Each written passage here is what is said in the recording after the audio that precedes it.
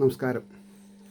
ശ്രീമദ് ഭാഗവതം മൂലം പ്രഭാഷണം ഭാഗം 261 261.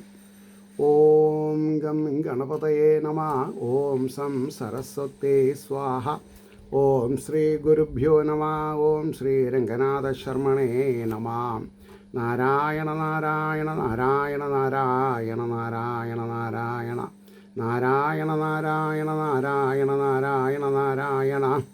ഓം ശ്രീകൃഷ്ണാർപ്പണമസ്തു. ഓം ശ്രീകൃഷ്ണായ പരബ്രഹ്മണേ നമഃ. ഓം ശ്രീകൃഷ്ണായ പരമാത്മനേ നമഃ. ഹരേ രാമ രാമ രാമ ഹരേ ഹരേ, ഹരേ കൃഷ്ണ കൃഷ്ണ കൃഷ്ണ ഹരേ ഹരേ. ഓം ശ്രീ രുക്മിണി സത്യഭാമ സമേത ശ്രീ ഗോപാലകൃഷ്ണസ്വാമിനേ നമഃ. ശ്രീമദ് ഭാഗവതം തൃതീയ സ്കന്ധം അധ്യായം 19. അതിൽ 15-ാമത്തെ ശ്ലോകമാണെന്ന് പറയേണ്ടത്. വൃക്ണേശ്വശൂലേ ബഹുധാരിണാ ഹരേ പ്രത്യേത്യ വിസ്തീർണമുരോ വിഭൂതിമത് പ്രവൃദ്ധ രോഷസകഠോരമുഷ്ടിനാ നദൻ പ്രഹൃത്യാന്ധരധീയതാസുര. ഇതാണ് ശ്ലോകം. അതിൻ്റെ വാക്കാർത്ഥം പറയുമ്പോൾ, ഭഗവാന്റെ ചക്രത്താൽ അനേകമായി മുറിക്കപ്പെട്ടപ്പോൾ അധികരിച്ച കോപത്തോടു കൂടിയ ആ അസുരൻ നേരിട്ട് വന്ന് കഠിനമായ മുഷ്ടി കൊണ്ട് ശ്രീദേവിയുടെ സാന്നിധ്യമുള്ളവനും വിസ്താരമുള്ളതുമായ മാറിടത്തെ ബലമായി ഇടിച്ചിട്ട് അലറിക്കൊണ്ട് മറഞ്ഞു. അതായത് മായ വിദ്യ. അതിൻ്റെ ഭാവാർത്ഥം തന്നെ പറയണത്, തൻ്റെ ശൂലം ശ്രീഹരിയാൽ ചക്രം കൊണ്ട് മുറിക്കപ്പെട്ടപ്പോൾ ഭഗവാന്റെ നേർക്ക് ഓടിയെത്തിയ ആ അസുരൻ കഠോരമായ മുഷ്ടി കൊണ്ട് മഹാലക്ഷ്മിയുടെ വാസസ്ഥാനമായ വിസ്തീർണമാറിടത്തിൽ അതിക്രോധത്തോടുകൂടെ പ്രഹരിച്ച് അട്ടഹസിച്ച ശേഷം മറഞ്ഞു. ആ രംഗം നമ്മളൊന്ന് മനസ്സിൽ കണ്ടു നോക്കൂ. 16-ാമത്തെ ശ്ലോകം.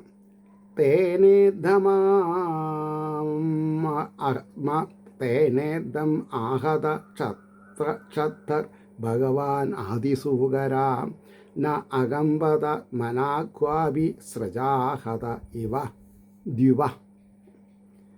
ഹേ വിതുര, ഇപ്രകാരം അവനാൽ താടിക്കപ്പെട്ട പന്നിയായി അവതരിച്ചിരിക്കുന്ന ഭഗവാൻ സൂകരമൂർത്തി പൂമാല കൊണ്ട് താടിക്കപ്പെട്ട ആനയെന്ന പോലെ അല്പവും ചലിച്ചില്ല. അതായത് ഒരു ആനയുടെ മുകളിലൊരു പൂമാല എറിഞ്ഞാൽ ആനയ്ക്ക് എങ്ങനെ ഉണ്ടാവുക? അതേപോലെ ഭഗവാന് ഉണ്ടായുള്ളൂ. ഭഗവാൻ കുലുങ്ങിയില്ല എന്നർത്ഥം, അനങ്ങിയില്ല എന്നർത്ഥം. അതിൻ്റെ ഭാവാർത്ഥം, ഹേ വിതുര, ഇപ്രകാരം അവനാൽ താടിക്കപ്പെട്ട ആദിസൂകരമൂർത്തിയായ ഭഗവാൻ പൂമാല കൊണ്ടടിക്കപ്പെട്ട ആനയെന്ന പോലെ അല്പവും ചലിച്ചില്ല. ഇനി 17-ാമത്തെ ശ്ലോകം. അധോരുധാസൃജന്മായാം യോഗമായേശ്വരേ ഹരോ യാം വിലോക്യ പ്രജാസ്ത്രസ്താമേനിരേ അസ്യോപസംയമം.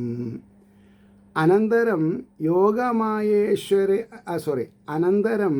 യോഗമായയുടെ നിയന്താവായ ഹരിയിൽ ബഹുവിധമായ മായയെ ഉപയോഗിച്ചു. യാതൊന്നിനെ കണ്ടിട്ട് ഭയപ്പെട്ട ജനങ്ങൾ ഈ ലോകത്തിൻ്റെ ഉപസംയമം, നാശത്തെ ശങ്കിച്ചു. ഈ ലോകം നശിക്കാറായോ എന്ന് ശങ്കിച്ചു എന്നാ അതിൻ്റെ ഭാവാർത്ഥം. മറഞ്ഞതിൽ പിന്നെ അസുരൻ യോഗമായയുടെ നാഥനായ ശ്രീഹരിയിൽ, നോക്കൂ, ഗുരുവും ശിഷ്യനും പോലെയാണ്. ഏറ്റവും വലിയ മായാവി ഭഗവാനാണ്. പക്ഷെ അസുരൻ വിചാരിക്കണത് അവനാണെന്ന്. മായയുടെ നാഥനായിരിക്കുന്ന ശ്രീഹരിനെ മായാപ്രയോഗം കൊണ്ട് അത്ഭുതപ്പെടുത്താൻ പറ്റില്ല. അതുകൊണ്ടാണ് നാഥനായ ശ്രീഹരിയിൽ അനേക വിധത്തിൽ മായയെ പ്രയോഗിച്ചു. അത് കണ്ടു നിന്നവർ ഈ ലോകം നശിക്കാറായിരിക്കുന്നുവെന്ന് വിചാരിച്ചു പോയി. അത്ര കഠോരമായിരുന്നു അസുരമായ പ്രഭാവം. കാരണം അവർക്ക് ഭഗവാന്റെ മായയെ പറ്റിയിട്ട് അവർക്ക് അറിയില്ലല്ലോ. ഇനി അങ്ങനെ പറയാം. അപ്പോൾ പിന്നെ അസുരൻ്റെ മായേനെ പറ്റി അറിയില്ല എന്നുള്ളത് ഉറപ്പല്ലേ. പക്ഷേ ഭഗവാൻ ഒരു സാധകനറിയാം ഭഗവാനാണ് നാഥയുടെ നിയന്താവ് എന്ന് അറിഞ്ഞു കഴിഞ്ഞാൽ പിന്നെ അസുരന്മാരൊന്നുമില്ല. ഇനി 18-ാമത്തെ ശ്ലോകം. പ്രഭുർവായവശ്ചണ്ഡാസ്തമ പാംസവമൈരയൻ ദിഗ്ഭ്യോ നിവേദുർഗ്രാവാണക്ഷേപണീ പ്രഹിതായിവാം. സ്പർശിക്കുമ്പോൾ ദുഃഖം നൽകുന്ന കാറ്റുകൾ കഠിനമായി വീശി ധൂളികൾ നിമിത്തമുള്ള അന്ധകാരത്തെ പ്രേരിപ്പിച്ചു. കവണകൾ കൊണ്ട് എറിയപ്പെട്ടവയെന്ന പോലെ കല്ലുകൾ ദിക്കുകളിൽ വീണു. അല്ലേ? കവണയിൽ നിന്ന് കല്ല് വരുമ്പോൾ എവിടുന്നാന്ന് അറിയില്ല. അതേപോലെ ഡയറക്ഷൻ അറിയാത്ത സ്ഥലത്തു നിന്നൊക്കെ കല്ലുകൾ വന്നു എന്ന് വിചാരിച്ചാൽ മതി. ഇനി അതിൻ്റെ ഭാവാർത്ഥ പറഞ്ഞത് മായാവിലാസം നിമിത്തമുണ്ടായ സംഗതികളെ പറയുന്നു. വായു കഠിനമായി വീശി പൊടി പൊങ്ങിയതിനാൽ അന്ധകാരം വ്യാപിച്ചു. കവണ കൊണ്ടെറിയുന്ന മട്ടിൽ ദിക്കുകളിൽ നിന്ന് കല്ലുകൾ വീണു തുടങ്ങി. അതായത് ആ യുദ്ധത്തിൻ്റെ എന്താണെന്നാ പറയാം, പിന്നെ വ്യാപ്തിയെ പറ്റി സാധകന്മാർക്കൊരു ബോധം ഉണ്ടാവണം. അതാണ് ഇപ്പോൾ ഇവിടെ നടന്നുകൊണ്ടിരിക്കുന്നത്. 19-ാമത്തെ ശ്ലോകം. ദ്യോർനഷ്ടഭഗനാഭ്രൗഘൈ സവിദ്യുൽസ്തനയിനുഭി വർഷദ്ഭി പൂയകേശാസൃഗ് വിൺമൂത്രാസ്തീനി ചാസകൃത്. മിന്നലും ഇടിയുമുള്ളവയും അടിക്കടി ദുർഗന്ധവും തലരോമവും രക്തവും മലവും മൂത്രവും അസ്ഥികളും എല്ലാം വർഷിക്കുന്നു. മേഘങ്ങളാൽ ആകാശം കാണപ്പെടാതിരിക്കുന്ന നക്ഷത്ര സമൂഹങ്ങളോട് കൂടിയതായിരുന്നു എന്ന് പറഞ്ഞു. ഇനി ഭാവാർത്ഥം. ഇടിയും മിന്നലും കലർന്നിരിക്കുന്ന മേഘങ്ങൾ ആകാശത്തിൽ വ്യാപിച്ചിരിക്കുന്നതിനാൽ നക്ഷത്രപ്രകാശമില്ലാതെയായി. ദുർഗന്ധമുള്ള രക്തം, മലം, മൂത്രം, അസ്ഥി, തലരോമം മുതലായവ ഇടവിടാതെ വർഷിച്ചിരുന്നു എന്ന് പറഞ്ഞു. 20-ാമത്തെ ശ്ലോകം. ഗിരയ പ്രത്യദൃശ്യന്ത നാനായുധമുജോ അനഘ ദിഗ്വാസസോ യാതുധാന്യശൂലിന്യോ മുക്തമൂർധജാം. ഹേ പരിശുദ്ധ, പർവ്വതങ്ങൾ ബഹുവിധത്തിലുള്ള ആയുധങ്ങളെ അയക്കുന്നതായിട്ട് കാണപ്പെട്ടു. വസ്ത്രമില്ലാത്തവരും ശൂലം ധരിച്ചവരും തലമുടി അഴിഞ്ഞവരുമായിരിക്കുന്ന രാക്ഷസ സ്ത്രീകളും കാണപ്പെട്ടു മായാപ്രഭാവത്തിൽ. അതിൻ്റെ ഭാവാർത്ഥം. ഹേ അനഘ, പർവ്വതങ്ങൾ നാനാവിധങ്ങളായ ആയുധങ്ങളെ പ്രയോഗിക്കുന്നതായി കാണപ്പെട്ടു. തലക്കെട്ടഴിഞ്ഞും ശൂലാദ്യായുധങ്ങളെ ധരിച്ചു വിരിക്കുന്ന നാഗരാക്ഷസ സ്ത്രീകളെ കാണാറായി എന്ന് പറഞ്ഞു. 21.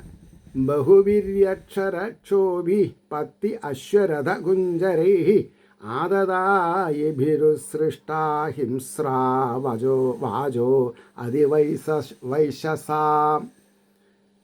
വധിപ്പാനുള്ള ആയുധം ധരിച്ചിരിക്കുന്ന അനേകം യക്ഷരക്ഷസുകളാലും കാലാൾ, കുതിര, തേര്, ആന ഇവയാലും ഉച്ചരിക്കപ്പെടുന്നവയും ലഹള ചെയ്യുവാൻ പ്രേരിപ്പിക്കുന്നവയും അതിക്രൂരങ്ങളുമായ വാക്കുകൾ കേൾക്കപ്പെട്ടു. അടിക്കടാ, കൊല്ലടാ, അങ്ങനെ പലതരത്തിലും. ഞാൻ ഭാവാർത്ഥ പറഞ്ഞത്. ഹിംസാസ്വഭാവമുള്ളവരും ആന, തേര്, കാലാൾപ്പടകളോടുകൂടിയവരുമായ യക്ഷസ്സുകളും രക്ഷസ്സുകളും സംഘമായി പുറപ്പെട്ടതായി കാണപ്പെടുകയും അവർ പറയുന്ന അതിക്രൂരവാക്കുകൾ കേൾക്കപ്പെടുകയും ചെയ്തു. ഇനി ശ്ലോകം 22. പ്രാദുഷ്കൃതാനാം മായാനാം ആസുരീണാം വിനാശയൻ സുദർശനാസ്ത്രം ഭഗവാൻ പ്രായുക്തദ്വയിതം ത്രിപാദ്. പ്രത്യക്ഷീഭവിച്ചതായ അസുരൻ പ്രയോഗിച്ച മായകളെ നശിപ്പിക്കുവാൻ ഭാവിച്ച യജ്ഞവരാഹമൂർത്തിയായ ഈശ്വരൻ പ്രിയപ്പെട്ടതായ സുദർശനം എന്ന അസ്ത്രത്തെ പ്രയോഗിച്ചു. ഇപ്രകാരം ഉത്ഭവിച്ചതായ ആസുരീയ മായകളെ നശിപ്പിക്കുവാൻ ഭഗവാനായ യജ്ഞമൂർത്തി തൻ്റെ പ്രേമപാത്രമായ സുദർശനത്തെ പ്രയോഗിച്ചു. 23 തദാതിതേ സമഭവത് സഹസാ ഹൃദിവേ ബധു സ്മരന്ത്യാ ഭർത്തുരാദേശം സ്തനാശ്ചാസൃക്പ്രസൂശ്രുവേ. അപ്പോൾ ഭർത്താവ് പറഞ്ഞിരുന്ന വാക്കിനെ ഓർത്ത ദിതിയുടെ ഹൃദയത്തിൽ വ്യസനം സംഭവിച്ചു. കാരണം എന്താ? തൻ്റെ മകൻ മരിക്കപ്പെടാൻ പോവുകയാണ്. അതാണ്. അപ്പോൾ അമ്മയ്ക്ക് അറിയാണ്ടിരിക്കില്ല അത്. സ്തനത്തിൽ നിന്ന് രക്തം ഒഴുകുകയും ചെയ്തു. പാലല്ല വന്നത്, രക്തം. അപ്പോൾ എതിർച്ചയാ ദിതിക്ക് ഇതൊന്നും അറിയില്ല, യുദ്ധം നടക്കുന്നുണ്ട്. അപ്പോൾ ദിതിയുടെ മനസ്സിൽ ഭർത്താവായ കശ്യപൻ തൻ്റെ പുത്രനെ ഭഗവാൻ അവതരിച്ചിട്ട് വധിക്കും എന്ന് മുമ്പ് പറഞ്ഞിരുന്നത് ഓർമ്മ വന്നു. അപ്പോൾ ഹൃദയത്തിൽ ചലനമുണ്ടായി, സ്തനത്തിൽ നിന്ന് രക്തം പ്രസരിച്ചു. ആ രംഗം ആലോചിക്കാൻ വയ്യ അല്ലേ? 24 വിനിഷ്ടാസു സ്വമായാസു ഭൂയശ്ചാവ്രജ്യ കേശവം ഋഷോപഗുഹമാനോ അമും ദദൃശേ അവസ്ഥിതം ബഹി. താൻ പ്രയോഗിച്ച മായകൾ മുഴുവനും നശിച്ചപ്പോൾ പിന്നെയും ഭഗവാന്റെ നേർക്കു വന്നിട്ട് കോപത്തോടുകൂടെ മാറോട് ചേർത്ത് അമർത്തിയവൻ ഇവനെ, അതായത് ഭഗവാനെ, പുറത്തു നിൽക്കുന്നവനായിട്ട് കണ്ടു. ഇനി അതിൻ്റെ ഭാവാർത്ഥം: താൻ പ്രയോഗിച്ച മായകൾ നശിച്ചതായി കണ്ടപ്പോൾ വീണ്ടും ഭഗവാന്റെ സമീപത്തിൽ ഓടിയെത്തിയിട്ട് കോപത്തോടുകൂടെ ഭഗവാനെ മാറോട് ചേർത്ത് അമർത്തി. വേണമെങ്കിൽ ധൃതരാഷ്ട്രാലിംഗനം എന്ന് പറയാൻ പറ്റില്ലല്ലോ, കാരണം ധൃതരാഷ്ട്രാലിംഗനൊക്കെ പിന്നെയാണ് വന്നിട്ടുള്ളത്. ഇതാണ് ആദ്യ സൂകരമൂർത്തിയാണ്, ആദ്യ ദൈത്യനും.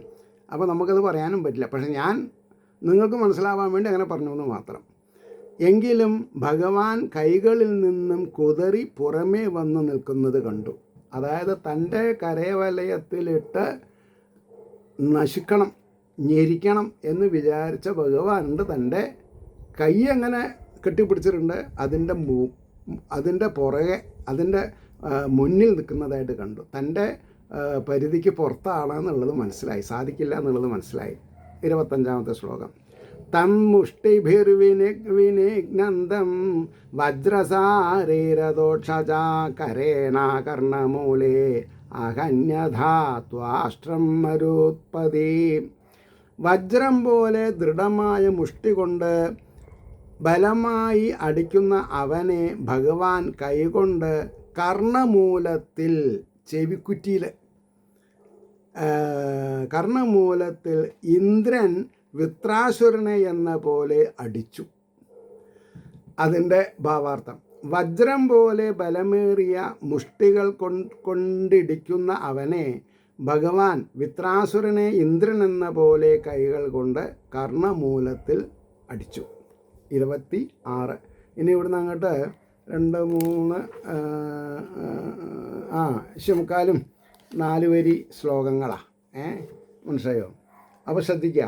സ ആഹതോ വിശ്വജിതാ ഹ്യവജ്ഞയാ പരിഭ്രമദ്ഗാത്ര ഉത്സ്ഥലോചന വിശീർണബാഹ്വാംഘ്രിശിരോരുഹോ അപത ദ്യതാ നഗേന്ദ്രോ ലുളിതോ നവസ്വതാം.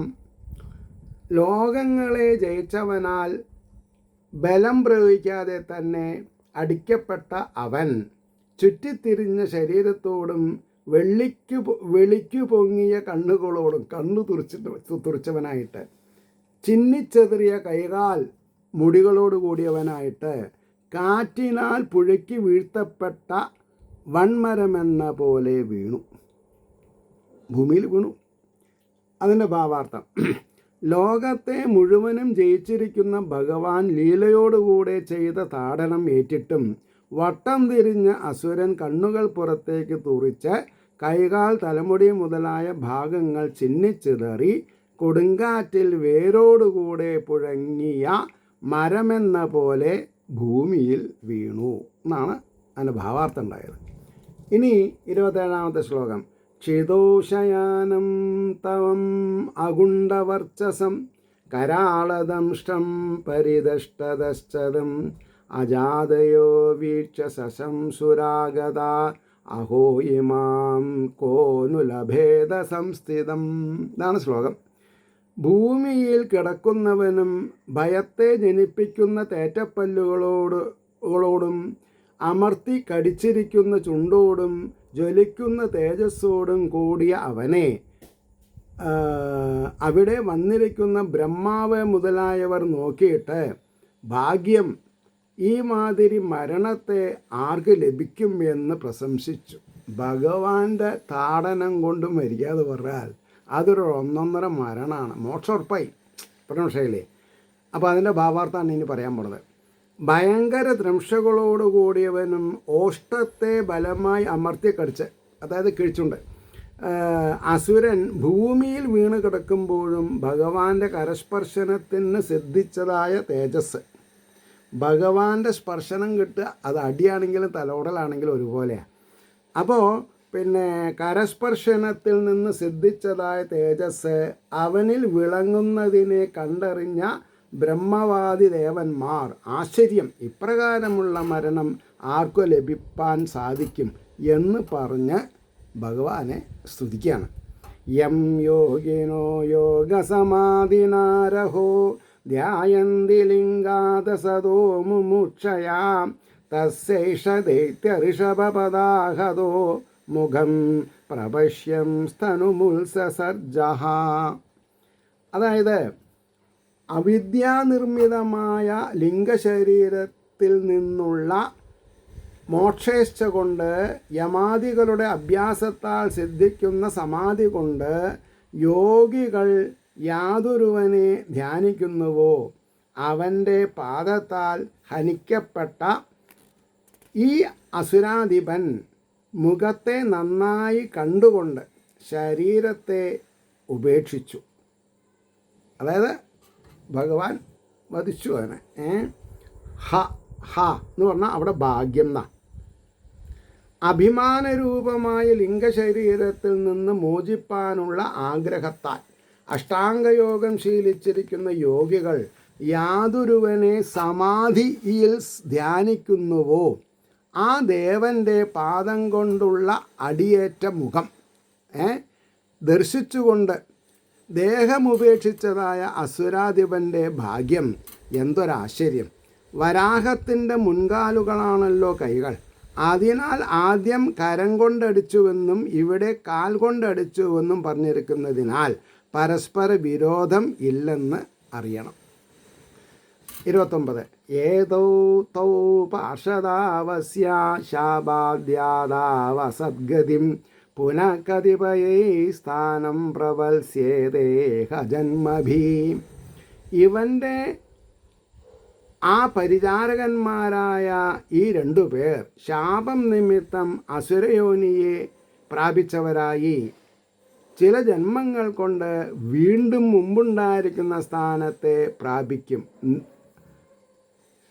അതിശയം, അങ്ങനെയാണല്ലോ വരം കിട്ടിയിരുന്നത് അവർക്ക്. ഇനി അതിൻ്റെ ഭാവാർത്ഥാണ് പറഞ്ഞത്. ഈ ഹിരണ്യാക്ഷനും ഹിരണ്യകശിപുവും ഭഗവാന്റെ പാർഷദന്മാരായിരുന്ന ജയവിജയന്മാരാകുന്നു.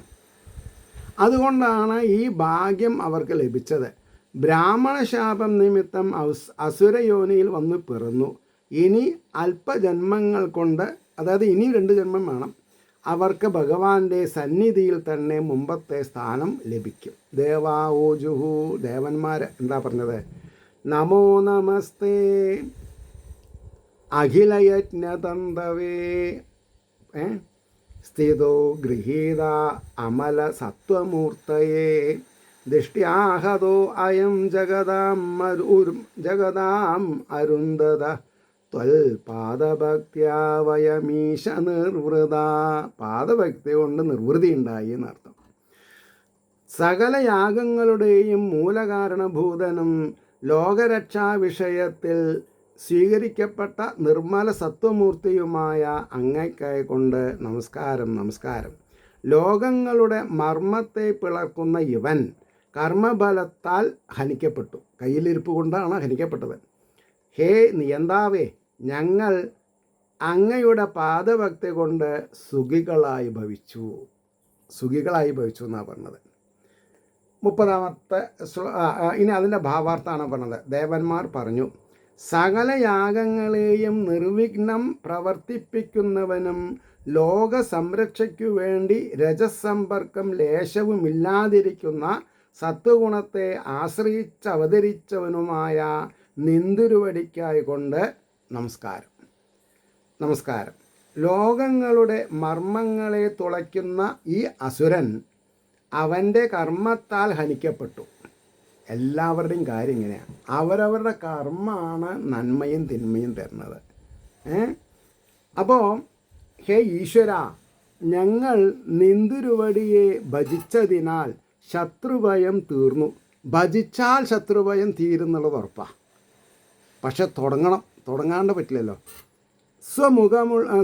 സുഖമുള്ളവനായി ഭവിച്ചു. നാശത്തിനും ഉത്കർഷത്തിനും അവരവർ തന്നെ ഹേതുഭൂതന്മാർ. ഈശ്വരൻ ആരെയും ഹനിക്കുന്നില്ല എന്ന അഭിപ്രായം. വളരെ ഡെലിഗേറ്റായിട്ട് മനസ്സിലാക്കേണ്ട കാര്യങ്ങളാണ്. 31 മൈത്രേയ ഉവാച. മൈത്രേയര് വിദുരോട് പറയണു, ഏവം ഹിരണ്യാക്ഷം അസഹ്യ വിക്രമം, സഹിക്കാൻ പറ്റില്ല വിക്രമം, സാധയിത്വാ ഹരിരാതിസൂകര ജഗാമലോകം സ്വമഖണ്ഡിതോത്സവം സമീഡിത പുഷ്കരവിഷ്ടരാദിഭി. ഇപ്രകാരം സഹിപ്പാൻ കഴിയാത്ത പരാക്രമത്തോടു കൂടിയ ഹിരണ്യാക്ഷനെ ആദിവരാഹമൂർത്തിയായ ആ ഭഗവാൻ ഹനിച്ചിട്ട് ബ്രഹ്മാദിദേവന്മാരാൽ ഭക്തിപൂർവം സ്തുതിക്കപ്പെട്ടവനായിട്ട് അനന്തമായ ഉത്സവത്തോടു കൂടിയ സ്വലോകത്തെ വൈകുണ്ഠത്തെ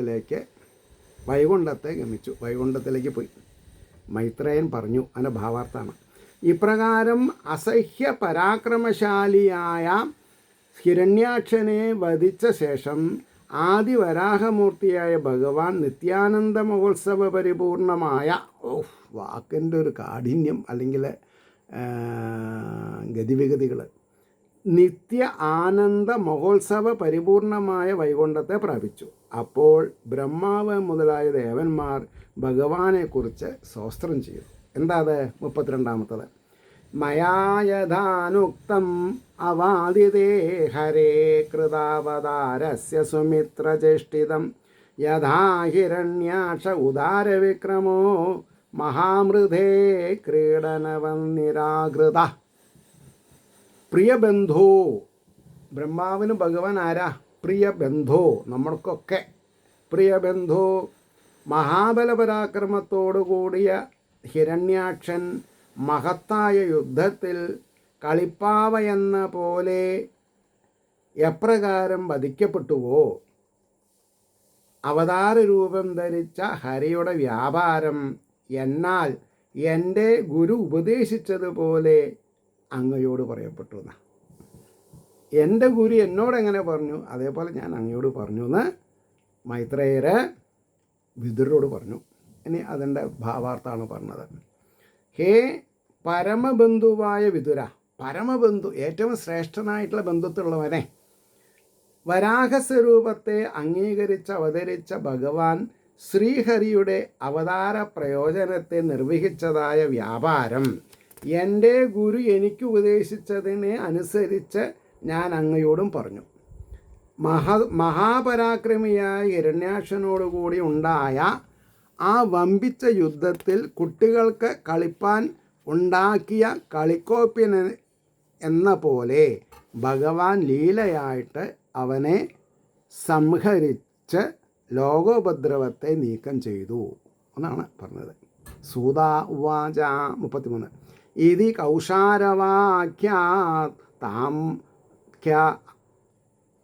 കൗശാരവാക്യാതാം ആശ്രുത്യ ഭഗവത്കഥാം ക്ഷത്ത ആനന്ദം പരം ലേഭേ മഹാഭാഗവതോ ദ്വിജാം. 2 വരി. ഇനി ഇവിടുന്ന് അങ്ങോട്ടൊരു 3-4 ശ്ലോകങ്ങൾ 2 വരിയാണ്. അത് കഴിഞ്ഞാൽ 4 വരിയാണ്. അപ്പോൾ അതിന് എന്താ അർത്ഥം പറയുക? ഇപ്രകാരം മൈത്രേയരാൽ പറയപ്പെട്ട ഭഗവാന്റെ കഥയെ ശ്രദ്ധാപൂർവം കേട്ടിട്ടും ഹേ ശൗനക, മഹാഭക്തനായ വിദുരർ പരമാനന്ദത്തെ അനുഭവിച്ചു എന്നാണ്. അപ്പോൾ ഒരു സപ്താഹം കേട്ടാൽ പരമാനന്ദം അനുഭവിക്കണം, ഇല്ലെങ്കിൽ അതിനർത്ഥം കേട്ടത് ശരിയായിട്ടില്ല, അത് വേണം. പറഞ്ഞ സൂതൻ ശൗനകനോട് പറഞ്ഞു, ഹേ ദ്വിജ ശൗനക, മൈത്രേയർ ഇപ്രകാരം പറഞ്ഞ ഭഗവത് കഥ കേട്ടിട്ട് മഹാഭക്തനായ വിദുരർ പരമാനന്ദത്തെ പ്രാപിച്ചു. വിദുരർ ഭക്തനായതുകൊണ്ടാണ് ആനന്ദിച്ചത്. ആതാ, ഭക്തിയില്ലാത്തവർക്ക് ഇത് കേട്ടാൽ മനസ്സിലാവില്ല, ആനന്ദം അനുഭവിക്കാനും പറ്റില്ല. ഭക്തിയുള്ളവൻ ആനന്ദമാണ്. സാന്ദ്രാനന്ദബോധാത്മകമിതം അല്ലേ? സാന്ദ്രാനന്ദം ആണ്. അപ്പോൾ ഭക്തനായതുകൊണ്ടാണ് ആനന്ദിച്ചത്. അങ്ങയും ഭക്തനായതുകൊണ്ട് തന്നെ ഞാൻ പറഞ്ഞതും എന്നു കാണിപ്പാൻ മഹാഭാഗവത എന്ന വിശേഷണവും ദ്വിജ എന്ന സംബോധനയും സൂതൻ വിദുരനും ശൗനകനും ഉപയോഗിച്ചിരിക്കുന്നുവെന്ന് ധരിക്കണം. പറഞ്ഞോ. 34 അന്യേഷാം പുണ്യശ്ലോകാനാം ഉദ്ദാമയസാം സദാം ഉപശ്രുത്യാം ഭവയന്മോദ ശ്രീവത്സാംഗസ്യ കിം പുന. പിന്നെന്ത് ചെയ്തു എന്നാണ് ചോദിക്കണത്. പുണ്യമായ നാമം ധരിച്ചവരും അധികം കീർത്തിക്കപ്പെട്ടവരുമായ മറ്റു സജ്ജനങ്ങളുടെ ചരിത്രം കേട്ടിട്ട് സന്തോഷമുണ്ടാകും.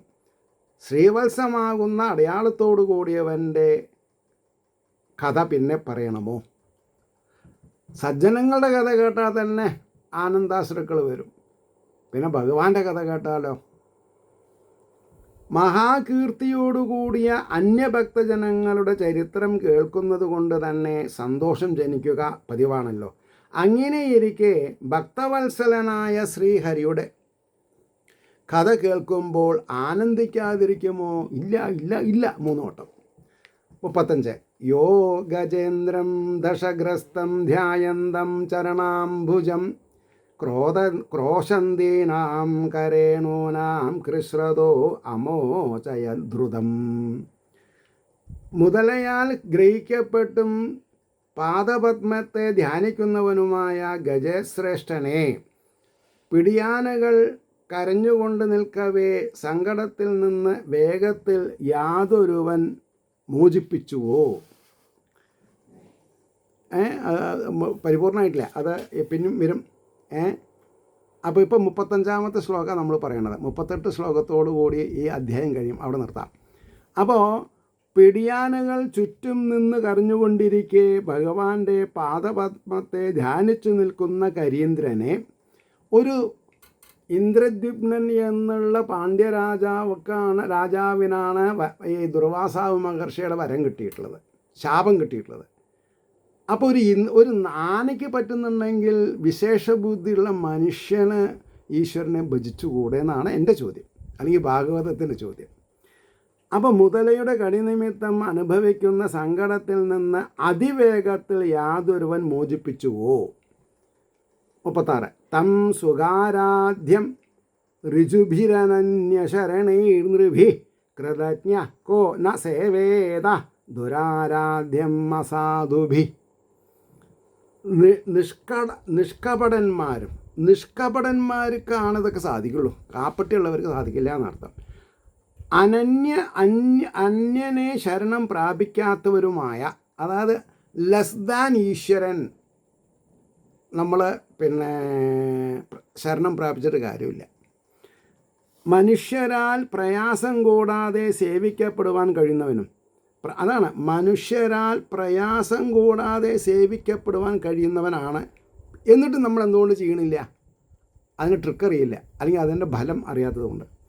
സാധുക്കളല്ലാത്തവരാൽ സേവിക്കപ്പെടുവാൻ കഴിയാത്തവനുമായ ഈശ്വരനെ സേവിക്കണമെങ്കിൽ സ്വാത്വിക ഗുണനിധികൾക്കേ പറ്റുള്ളൂ എന്നാണ് പറഞ്ഞത്.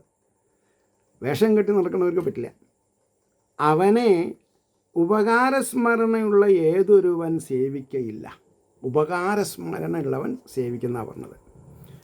അതിൻ്റെ ഭാവാർത്ഥം നിഷ്കപടമായി ഭഗവാനെ തന്നെ ശരണം പ്രാപിക്കുന്ന മനുഷ്യരാൽ പ്രയാസം കൂടാതെ ആരാധിപ്പാൻ സാധിക്കുന്നവനും വിഷയാഗ്രഹം പാടില്ല, നിമിത്തം സംസാര സുഖ ദുഃഖാദികളിൽ മനസ്സിരുത്തിയിരിക്കുന്നവരാൽ പൂജിക്കപ്പെടുവാൻ സാധിക്കാത്തവനുമായ ആ ശ്രീഹരി ചെയ്തിരിക്കുന്ന പരമോപകാരത്തെ അറിയുന്ന ഏതൊരുവൻ ആ ഭഗവാനെ ആരാധിക്കാതിരിക്കും? കൃതജ്ഞനായവൻ നിശ്ചയമായിട്ടും ആരാധിക്കും. കൃതജ്ഞത ഇല്ലാത്തവരാണ് ഭഗവാനെ ആരാധിക്കാതെ കണ്ടിരിക്കുന്നത്. To be very Frank. 37 യോ വൈ ഹിരണ്യാക്ഷവദം മഹാത്ഭുതം വിക്രീഡിതം കാരണസൂകരാത്മനാം ശൃണോതി ഗായത്യനുമോദതേ അഞ്ജസാ വിമുച്ചതേ ബ്രഹ്മവധാത വിദ്യുജാം. അല്ലയോ ബ്രാഹ്മണന്മാരെ, യാതൊരുവനാകട്ടെ കാരണത്താൽ വരാഹരൂപം ധരിച്ചവൻ്റെ അത്യാശ്ചര്യം ജനിപ്പിക്കുന്ന ലീലാവിശേഷത്തെ, ഹിരണ്യാക്ഷവധത്തെ കേൾക്കുന്നുവോ, പാടുന്നുവോ, അനുമോദിക്കുന്നുവോ, അവൻ പ്രയാസം കൂടാതെ ബ്രഹ്മഹത്യാപാപത്തിൽ നിന്നുകൂടി വിട്ടുപോകും. ഈ ഒരു ഗ്യാരണ്ടി ഉണ്ടായിട്ടും ഇതിൻ്റെ അർത്ഥം അറിയാത്തത് കാരണമല്ലേ നമ്മളിതിൽ ഇൻട്രസ്റ്റ് കാണിക്കാത്തത്? നാരായണീയത്തിൽ ഓരോ ശ്ലോകം കഴിയുമ്പോൾ എന്താ, അധ്യായം കഴിയുമ്പോൾ എന്താ, എൻ്റെ വാതരോഗം മാറ്റണേ എന്നാ. എല്ലാവർക്കും വാതരോഗം ഉണ്ടോ? ഇല്ല. അപ്പോൾ ഭാഗവതത്തിൽ നിങ്ങൾ ഇത്രത്തോളം എത്തിയ അവസ്ഥയ്ക്ക് തൃതീയ സ്കന്ധത്തിലെ 19-ാം അധ്യായം കഴിയാൻ പോവുക. ഓരോ അധ്യായം അവസാനിക്കുമ്പോഴും ഇത് കേൾക്കുന്നവനും ഇത് പറയുന്നവനും മോക്ഷം നിശ്ചയം എന്നാണ് പറഞ്ഞത്. അത് എന്തുകൊണ്ട് നമുക്കൊരു മെസ്സേജ് കിട്ടുന്നില്ല? ഇത്രയും സമ്പന്നമായ ഒരു മെസ്സേജ് നമ്മൾക്ക് കിട്ടാതെ കണ്ടിരിക്കാനുള്ള കാരണം പാപം ക്ഷയിക്കാറായിട്ടില്ല. അതന്നെ. ഇനി അതിൻ്റെ ഭാവാർത്ഥാണ് പറയുന്നത്. ഭൂമിയെ ഉദ്ധരിക്കുവാൻ വരാഹമൂർത്തിയായ ഭഗവാൻ ലീലയായിട്ട് നടത്തിയ ഹിരണ്യാക്ഷവധ രൂപമായ അത്ഭുത കഥയെ ആർ കേൾക്കുന്നുവോ, ആർ കീർത്തിക്കുന്നുവോ,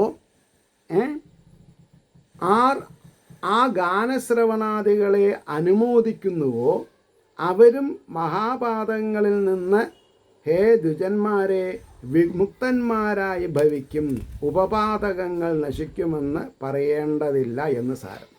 മഹാപാപങ്ങൾ ശമിക്കുന്നുണ്ടെങ്കിൽ പിന്നെ പാപങ്ങൾ നശിക്കാതെ കൊണ്ടിരിക്കുമോ? ഇനി ആ 19-ാമത്തെ ശ്ലോകത്തിലെ അവസാനത്തെ ശ്ലോകം, 19-ാമത്തെ അധ്യായത്തിൽ 38-ാമത്തെ ശ്ലോകം. ഏതന്മഹാപുണ്യമലം പവിത്രം ധന്യം യശസ്യം പദമായുരാശിഷം പ്രാണേന്ദ്രിയാണാം യുധി ശൗര്യവർദ്ധനം നാരായണോ അന്തേ ഗതിരംഗഷിണ്വതാം. അതായത് മോക്ഷം കിട്ടുന്ന പറഞ്ഞത്. മഹാപുണ്യം, ഇത് മഹാപുണ്യം, മഹത്തായ പുണ്യത്തെ വർദ്ധിപ്പിക്കുന്നതും, പുണ്യത്തെ വർദ്ധിപ്പിക്കും, അത്യന്തം ശുദ്ധി വരുത്തുന്നതും, ധനത്തെ അഭിവൃദ്ധിപ്പെടുത്തുന്നതും, കീർത്തിയുണ്ടാക്കുന്നതും, ആയുസ്സിനെയും അഭീഷ്ടങ്ങളെയും സാധിപ്പിക്കുന്നതും. നമ്മൾ പൂജ്യം ഹോമൊന്നും ചെയ്യണ്ട. ഇത് ആഖ്യാനം പഠിച്ചാൽ മതി, ശ്ലോകവും പഠിക്കണ്ട, പദാനുപദം അർത്ഥം അറിയണ്ട. ഈ ആഖ്യാനം നിങ്ങൾ വായിക്കുക. എത്രയോ കാശ് പോകണു, ഒരു 1500 റുപ്യ കൊടുത്ത് ഗുരുവായൂർ ദേവസ്വത്തിൽ നിന്ന് ഈ 8 വോള്യം കിട്ടിയാൽ നിങ്ങൾ രക്ഷപ്പെട്ടു. അപ്പോൾ 1000 രൂപയ്ക്ക് ആയുസ്സിനെയും അഭീഷ്ടങ്ങളെയും സാധിപ്പിക്കുന്നതും യുദ്ധത്തിൽ പ്രാണങ്ങൾക്കും ഇന്ദ്രിയങ്ങൾക്കും ശൗര്യത്തെ വർദ്ധിപ്പിക്കുന്നതുമായ ഹേ സൗമ്യ, കേൾക്കുന്നവർക്ക് അവസാനത്തിൽ നാരായണൻ പ്രാപ്യനായി വരും. ഇതാണ് എനിക്ക് നിങ്ങളോട് പറയാനുള്ളത്. എനിക്ക് ഒരു സപ്താഹം ചെയ്യുന്നതിനേക്കാൾ സന്തോഷമാണ് ഈ ക്ലാസ് എടുക്കുക എന്ന് പറഞ്ഞാൽ. ഇതിപ്പോൾ ഒരു ക്ലാസ്സാണ്, എന്നാൽ ഞാൻ പഠിക്കണു, അത് നിങ്ങൾക്ക് കേൾക്കാൻ ഞാനൊരു സന്ദർഭം തരണമെന്ന് മാത്രം അല്ലേ. അപ്പോൾ എൻ്റെ ഉള്ളിലുള്ള ചൈതന്യം ശബ്ദിപ്പിക്കണു, അതെന്നെ കേൾക്കണു. അതിനൊരു ഭാഗ്യം കിട്ടിയില്ലേ. അതുകൂടാണ്ടാണ് ഒരു 4 മാസം ഇൻ്റർവെല്ല് വെച്ചിട്ട് ഞാൻ ഒരാൾക്കായിട്ട് ക്ലാസ് എടുക്കണത് നിവൃത്തിയില്ല. കാരണം എനിക്ക് അറിയുന്ന കാര്യം ഞാൻ ചെയ്യില്ല എന്ന് എങ്ങനെ ഞാൻ പറയാം? ആശ്രയദോഷം വരും. ഭഗവാൻ എനിക്ക് എന്തൊക്കെ ശ്രേഷ്ഠമായിട്ടുള്ള ഐശ്വര്യങ്ങളും തന്നിട്ടുണ്ടെന്ന് എനിക്ക് മാത്രമേ അറിയുള്ളൂ. അപ്പോൾ ഞാൻ ഇതിൽ നിന്ന് പിൻവലിയില്ല, അതാ പറഞ്ഞത്. അപ്പോൾ അതിൻ്റെ ഭാവാർത്ഥം പറഞ്ഞിട്ട് നിർത്താം. പുണ്യത്തെ ഏറ്റവും അഭിവൃദ്ധിപ്പെടുത്തുന്നതും പരിശുദ്ധി നൽകുന്നതും ധന്യവും യശസ്സിനെ ജനിപ്പിക്കുന്നതും ആയുർവൃദ്ധിയെയും അഭീഷ്ടങ്ങളെയും സാധിപ്പിക്കുന്നതും യുദ്ധത്തിലേർപ്പെടുന്നവർക്ക് പ്രാണേന്ദ്രിയങ്ങൾക്ക് ബലത്തെയും ശൗര്യത്തെയും അധികരിപ്പിക്കുന്നതുമായ ഇതിനെ കേൾക്കുന്നവർക്ക് മരണാനന്തരം ശ്രീനാരായണനോടുകൂടെ ചേരുവാനും സാധിക്കുന്നതാകുന്നു. ഇത് ശ്രീമദ് ഭാഗവതേ മഹാപുരാണേ തൃതീയസ്കന്ധേ ബന്ധസർഗനിരൂപണ പ്രകരണേ ഹിരണ്യാക്ഷവത നിരൂപണം നാമയേകോനവിംശോऽധ്യായഃ. സർവത്ര ഗോവിന്ദനാമസങ്കീർത്തനം. ഗോവിന്ദ ഗോവിന്ദ. ഏവർക്കും ശ്രീ ഹരിയുടെ അനുഗ്രഹാശസ്സുകൾ നിർലോഭം ഉണ്ടാവട്ടെ എന്ന് ആശിക്കുന്നതിനോടുകൂടി നമ്മുടെ പ്രാർത്ഥന ലോകാസമസ്ത സുഖിനോ ഭവന്തു ആയിരിക്കട്ടെ എന്ന് സ്മരിച്ചുകൊണ്ട് വാക്കുകൾ ഉപസംഹരിക്കുന്നു. നാളെ കാണാം. നമസ്കാരം.